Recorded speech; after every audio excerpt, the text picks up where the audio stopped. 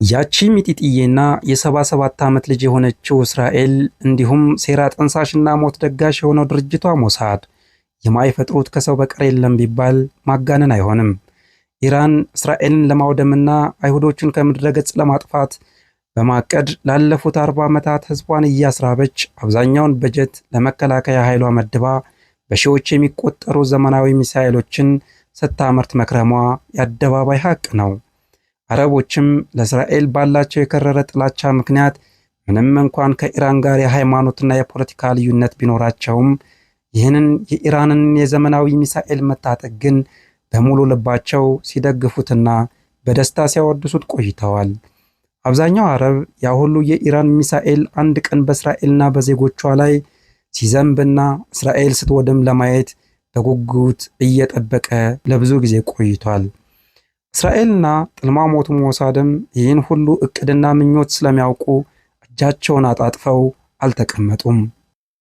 ክፉ ጎረቤት ጠንካራ ያደርጋል እንደሚባለው የኢራን ወታደራዊ ተቋማትን ለማውደም መሪዎቿን፣ ወታደራዊ አዛዦቿን እንዲሁም ሳይንቲስቶቿን ለመግደል ወደ እስራኤል የሚተኮሰውን የኢራን ሚሳኤል በተቻለ መጠን ለማክሸፍ አቅደው በጦር መሳሪያና በቴክኖሎጂ ራሳቸውን ሲያበቁና ሲያዘጋጁ ከረሙ። ከዚሁ ጎን ለጎን ሌላ ሴራም ጠነሰሱ።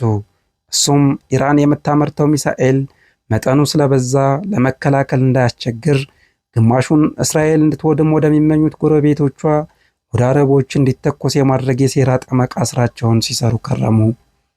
በዚያውም አረቦችና ኢራንን ጠላት ለማድረግም ስለሚጠቅም ኢራን ለእስራኤል የሰራችውን ሚሳኤል ስትሰራው እሰይ አበጀሽ የኛ ጀግና ተከላካይ ጠበቃ ሲሏት በከረሙትና እስራኤልን ከሷ ባላነሰ የሚጠሉት በአረቦች ላይ ታዘንበዋለች ብሎ ያሰበ ግን ከሞሳድ በቀር ማንም የለም። ነገር ግን ሆነ። አሁን ላይ እስራኤልን ለማውደም ተብሎ የተሰራውን የኢራን ሚሳኤል ከእስራኤል በላይ አረቦች እየወደሙበት ነው። እስራኤልስ ብትጎዳም እሷም ዓላማዋን እያሳካች ስለሆነ የሚጠበቅ ነው። አረቦች ግን ጠላታችን ለሚሏት እስራኤል ውድመት በተመኙት መሳሪያና ከእስራኤል ከልላ ትሆናለች ባሏት ኢራን እነሱ ሲወድሙ ማየት አያሳዝንም? ከዚህ በኋላ ኢራን እንዳትጣጠቅ ከእስራኤል እኩል መታገል ያለባቸው አረቦች መሆናቸው አይቀርም። ታዲያ ሞሳድን አለማድነቅ ይቻላል? በዓለም የካርታ ገጽ ላይ እስራኤልን ለመፈለግ በቅርብ ትኩረት ማየት ግድ ይላል። ምክንያቱም ስፋቷ እንደ ሰናፍጭ ቅንጣት ጥቂት ነው።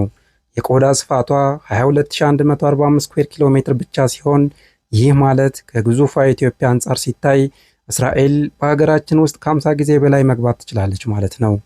ከኢራን ሰፊ ግዛት አንጻር ደግሞ እስራኤል እንደ አንድ አውራጃ ብቻ ትታያለች። ሆኖም እቺ ጥቃቅን ሀገር እንዴት የዓለምን ሀያላን በቁጥጥር ስር አደረገች? ሚስጥሩ ያለው በቆዳ ስፋቷ ሳይሆን በደህንነት ተቋሟ ሞሳድ ውስጥ ነው። ለእስራኤል ደህንነት ማለት ቅንጦት ሳይሆን መኖር ወይም አለመኖር ነው። በጠላት ባህር የተከበበችው ይቺ ሀገር ጥይት ሳይተኮስ ጦርነት የምታሸነፍበት ዋነኛ መሳሪያዋ ሞሳድ ነው። የሞሳዱ የቀድሞ ዳይሬክተር ሚኤር ኤሚት መፍትሄ ማምጣት ካልቻልክ የችግሩ አካል ነህ። ይህ መመሪያ ተቋሙን ከሰው በላይ የሆነ ኃይል እንዲላበስ አድርጎታል። ሞሳድ መንፈስ ነው።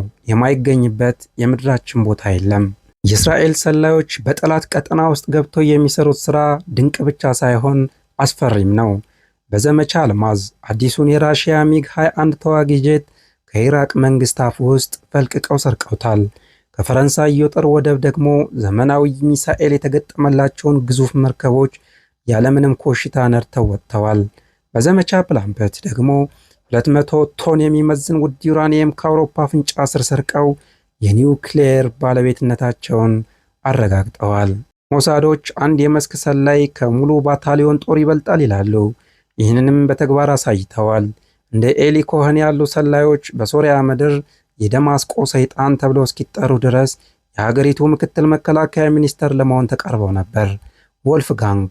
ወልፍጋንግ ደግሞ በግብፅ ቤተ መንግስት ውስጥ የቴል አቪቭ አይን ሆኖ የጠላትን ሚስጥር በጠረጴዛው ላይ ያሰጣ ነበር።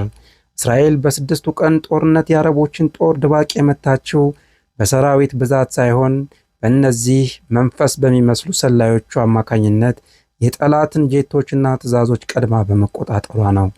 ይህ ተቋም ቴክኖሎጂን ከመረጃ ጋር አቀናጅቷል። ከ2006 በፊት ቴምፐስት የተባለው የኮምፒውተር ዳታ መስሪያ እንዲሁም ስማርት ደስት የተባሉ የጉንዳን መጠን ያላቸው ድምፅ ቀራጭ መሳሪያዎችን ፈጥረዋል። እነዚህ መሳሪያዎች በጠላት ጓዳ ተሰግስገው መረጃ ልከው ከአንድ ወር በኋላ ራሳቸውን ያጠፋሉ። እስራኤል ለዜጎቿ የምትቆም አንዲት ነፍስ ትነካ መላው ዓለምን የምታናውጥ ሀገር ስትሆን የእኛ ግን ለዘመናት የገነባነው የጀግንነት ታሪክ ዛሬ ላይ ሌላ መልክ ይዟል። ኢትዮጵያውያን ለዓለም ነፃነት ፋና ወጊ ጀግኖች ነበርን። አሁን ግን ጀግንነታችን በወንድማማች መባላትና የራስን ዜጋ በማሰቃየት ስለጨረስ ነው ደከመን። ሰላም ቆዩን።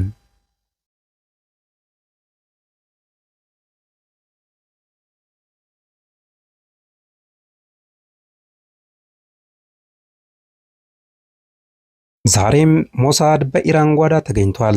ሞሳድ ከድሮ በበለጠ የረቀቀና የማይታይ የዲጂታል ሰይፍ ሆኗል። የኢራን መንግስት በቢሊዮን የሚቆጠር ዶላር አፍስሶ የኒውክሌር ፕሮግራሙን ቢገነባም ሞሳድ ግን በቴህራን ልብ ውስጥ ገብቶ እንደፈለገ ይፈነጫል። እንደ አውሮፓውያን አቆጣጠር በ2018 ሞሳድ በፈጸመው እጅግ አስደናቂ ኦፕሬሽን በኢራን ዋና ከተማ የሚገኝን እጅግ ጥብቅ መጋዘን በመስበር ግማሽ ቶን የሚመዝኑ የኒውክሌር ሚስጥሮችና ሰነዶችን እንዲሁም ሲዲዎችን በጭነት መኪና አውጥቶ እስራኤል አድርሷል። የኢራን ደህንነቶች ሰነዶቹ መዘረፋቸውን ያወቁት መኪናው ድንበር ተሻግሮ እስራኤል ከገባ በኋላ ነበር። ይህ ኦፕሬሽን የመቶ ክፍለ ዘመን ዝርፊያ ተብሎ ተጠርቷል። ሞሳድ ዛሬም ቢሆን የኢራን የኒውክሌር ሳይንቲስቶችን በረቂቅ መንገድ በመግደልና የማምረቻ ተቋማትን በሳይበር ጥቃት በማውደም የፋርስን ግዙፍ አንገት አስደፍቷታል። በአሁን ሰዓት ሞሳድ በሰው ሰራሽ አስተውሎት የታገዘ የስለላ መረብ ዘርግቷል። የአንድን ጠላት የፊት ገጽታ፣ የልብ ምትና የንግግር ቃና ከሺዎች ኪሎ ሜትሮች ርቆ በሳተላይት መቆጣጠር ይችላል። የእስራኤል ደህንነቶች መፍትሄ ማምጣት ካልቻልክ የችግሩ አካል ነህ የሚለውን መመሪያቸውን ወደ ተግባር በመቀየር ትንሿን ሀገራቸውን በዓለም ሀያላን ተርታ አሰልፈዋታል። እስራኤል ሀገርን የገነባቸው በብቃት በእውቀትና ለዜጎቿ ባላት ጽኑ ፍቅር ነው። ሞሳድ ለሀገሩ ጋሻ፣ ለጠላቱ ደግሞ የማይታይ መቅሰፍት ነው። ይህ ተቋም ዛሬም ድረስ በዓለም ዙሪያ የሚገኙ አይሁዳውያንን ደህንነት በመጠበቅና የሀገሩን ሕልውና በማስጠበቅ ላይ ይገኛል። ታሪካቸው የሚያስተምረን አንድ ትልቅ እውነት አለ። ሀገር የምትከበረው በልጆቿ አንድነትና በደህንነቷ ጥንካሬ ነው። እኛም በታሪካችን ኢትዮጵያን ለማቆየት አንገታቸውን ለሰይፍ የሰጡ ሚስጥር የማይተነፍሱና ለሀገር ክብር የሚሞቱ ድንቅ የደህንነትና የጦር ሰዎች ነበሩን። ዛሬ ግን ያን ታላቅነት በጊዜያዊ ጥቅም በጎጥ ሽኩቻና በገዛ ወንድማችን ላይ በሚፈጸም ግፍ ስለቀየር ነው ክብራችን ተገፈፈ። ኢትዮጵያውያን የጥንት ስልጣኔና የጀግንነት ማህደር የነበረን ታላቅ ህዝቦች ነበርን። አሁን ግን ጀግንነታችን በከንቱ ኩራትና በውስጥ ሽኩቻ ስለጨረስ ነው ደከመን። ሰላም ቆዩ።